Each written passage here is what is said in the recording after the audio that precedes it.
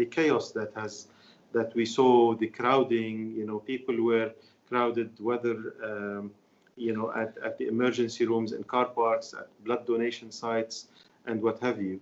And I don't think people were adhering to safety measures or to social distancing and so on. And with the presence of COVID in the community, I mean, that probably will have an impact. Now, a lot of ICUs in hospitals are filled with injuries from the blast.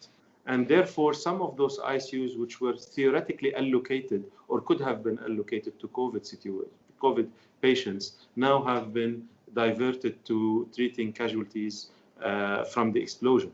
Also, St. George Hospital, which is a prominent hospital in the fight against COVID, whether testing or treatment, had to be shut down because of the damages, and the COVID patients in that hospital were transferred to Hariri. So we've lost some capacity in that aspect. We also have a situation in the country. So, the port is down. This is the main port. We know that this will, there will be some logistical issues because the port is down. Whether it is raw material for the local industry or whether it's importing some others. Remember that Lebanon imports most of, if not 90% of the medical supplies that we use.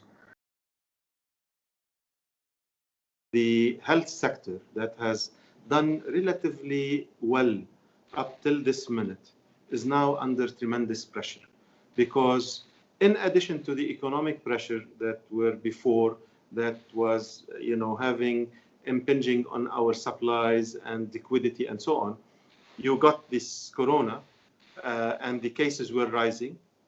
And then now you have the blast, which has filled a lot of the hospitals and a lot of the ICUs and consumed a lot of the supplies that were, in our inventory. So now we're running out of supplies, we're running out of places. And the number of COVID cases that we saw yesterday keeps rising.